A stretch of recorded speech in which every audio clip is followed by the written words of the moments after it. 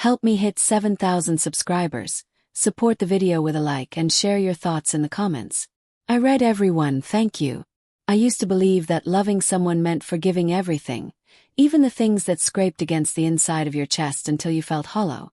Before all this, Callum and I were the kind of couple people described as solid. Not flashy, not dramatic, steady. He was quiet and thoughtful, the kind of man who noticed when the tea tin was running low or when my coat was hung unevenly on the hook. I was Marin, the louder one, the talker, the one who filled in the gaps when he didn't feel like speaking. For a long time we balanced each other. At least, that's the story I told myself. The unraveling didn't start with a big betrayal. It started with the small, everyday ways people drift without meaning to. Callum began working longer hours. I began resenting the way he slipped into bed after midnight smelling of cold air and exhaustion. We stopped sharing the little things, the strange dream I had, the funny thing the neighbor's kid said, the stupid meme I wanted to show him. Slowly, he became a shadow passing through the doorway of our home. But what hurt the most wasn't distance. It was indifference. He didn't notice the new haircut I got after weeks of debating it. He didn't comment when I switched our bedroom around. He didn't say anything when I started cooking the meals he once said were his favorites. When I was quiet, he assumed I was tired. When I was lonely, he assumed I needed space. And when I cried in the bathroom one night, he slept through it. I should have talked to him. I should have sat on the edge of the couch and told him exactly how invisible I felt. But pride is a strange creature. It grows inside you when attention doesn't. So instead of reaching for him, I began reaching for attention elsewhere. It wasn't cheating. Not physically. But it was validation I was craving, and I knew exactly where to find it. Rowan, my coworker. He was warm in the ways Callum wasn't anymore. Compliments, jokes, noticing the small things like when I wore my hair differently or when I seemed stressed. He made me feel seen. And I let him. We flirted lightly at work, nothing crossing the line, but enough to stroke the part of my ego that had withered under Callum's quietness. I told myself it was harmless, that every married person probably flirted here and there. But deep down I knew I was digging a wedge in my own marriage, and I kept pushing anyway. The night everything snapped wasn't planned. It was one of those evenings when Callum came home drained and silent, dropping his bag on the floor like the weight of the world was stitched into the fabric. I asked him how his day was. He murmured fine without looking at me. I asked if he wanted dinner, he shrugged.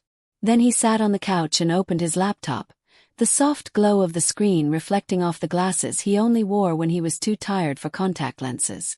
Something inside me cracked. I had spent months trying to be enough. Months trying to be seen. Months trying to pretend that our quiet house wasn't turning into a mausoleum. So I did the worst thing I have ever done. I told him, deliberately, cruelly, that Rowan had complimented me at work, that he noticed how radiant I looked lately, and that it felt nice to have someone appreciate me. I didn't actually cheat, but I framed it in the most humiliating way possible.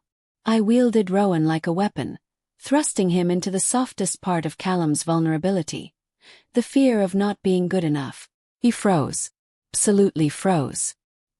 His eyes lifted from the laptop, slowly, like it took effort to raise them. When he finally looked at me, I saw something shift, like a glass pane had cracked behind his pupils. It wasn't anger. It wasn't shock. It was something deeper, quieter. A kind of devastation that didn't flare. It collapsed inward. "Marin," he asked, barely above a whisper, "why would you tell me that?" The room was silent enough to hear the refrigerator hum. I should have apologized. I should have told him the truth. That I missed him, that I felt invisible, that I was desperate for him to notice me. But pride, it wins every stupid battle. So I said, because at least someone does. His face changed in a way I had never seen before. His eyes, warm, gentle, soft brown eyes, dulled, like a flame being snuffed out. And from that moment I knew. I hadn't just hurt him. I had humiliated him in the place he trusted me most. His heart. Callum didn't yell. He didn't slam anything or storm out like men do in movies. He simply closed his laptop, set it gently on the cushion beside him, and leaned back as if his entire body had aged 10 years in a single breath. I remember watching his throat move when he swallowed, like the words he wanted to say had turned heavy and sharp. "I thought," he murmured slowly, "that we were just going through a hard season." I didn't respond. I didn't know how. The truth was tangled somewhere between my pride and my guilt, and I wasn't brave enough to reach for either. He stood up, not abruptly, just quietly. He walked past me toward the bedroom, his steps steady but hollow. And it wasn't until I heard the soft click of the door closing that I realized I had never seen him close a door between us, not once in the 8 years we had been together. That night, I lay awake on the couch, staring at the ceiling, replaying the look on his face over and over again. There's a kind of silence that feels like punishment. I felt it wrap around me, cold and tight. But the real consequences didn't begin until the next morning. Callum woke before me. He always did, but I used to hear the kettle boil, the cupboard open, the faint metallic tap of a spoon against a mug. That morning there was nothing. When I walked into the kitchen, he was dressed for work already, jacket on, keys in hand. "Morning," I said softly. "Morning." His tone wasn't cold. It was neutral. Utterly, devastatingly neutral. He didn't look at me. He walked past me, and I felt something inside me clench, because that tiny lack of eye contact hurt more than any argument could have. 4 days it continued. He wasn't cruel. Callum had never been cruel, but he was distant with a precision that was unlike him. He answered questions but never elaborated. He acknowledged me but never engaged. He did chores silently, ate silently, moved through rooms like a guest trying not to disturb the host. And the worst part, he treated me with respect. Detached respect. Like someone who had once known me deeply but now only recognized the outline. I tried to fix it in small ways. Packing his lunch, leaving a note in his coat pocket, making his favorite dinner. But nothing reached him. Not once did he raise his voice. Not once did he accuse me or demand explanations. Instead, he responded with quietness so thick it felt like a wall. One evening, a week after the argument, something small broke me. He came home early, earlier than he had in months. Normally I would have felt hopeful. But when he walked in, he gave me a polite smile, the kind you give a neighbor. "Dinner's on the stove," I said, trying to sound cheerful. "Thanks," he replied. He walked past me toward the kitchen, and just as he passed, I caught a glimpse of his eyes. They were empty. Not angry. Not hurt. Just emptied of anything that used to be meant for me. That was the moment I understood. The humiliation I had thrown at him had settled deep, reshaping something in him quietly, permanently. A man can forgive many things. But humiliation sits differently. It scars the place where love and pride intersect. That night, I knocked on the bedroom door. The same door he had kept closed all week. "Callum, can we talk?" A long pause followed before he finally answered. "Okay." I opened the door and found him sitting on the edge of the bed, hands clasped loosely between his knees. He looked up at me, and it was like facing a stranger I used to know. "I'm sorry," I blurted out, the words tumbling without grace.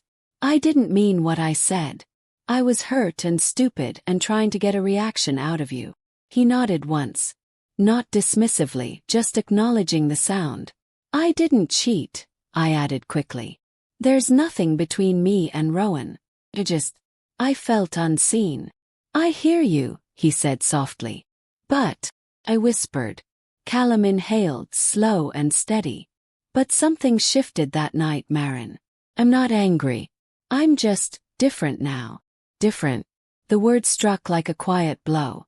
"I trusted you with the part of me that doubts myself the most," he continued. "And you used it to cut me." Tears stung my eyes. "Tell me how to fix it." He shook his head gently. "It's not something you fix in a week. Something we sit with. Something I have to feel my way through." He wasn't leaving me. He wasn't giving up. But he wasn't the same man who used to reach for my hand without thinking. His eyes didn't soften the way they once did. The love was still there somewhere, but it had retreated, like a tide that may return or may not. I humiliated him once.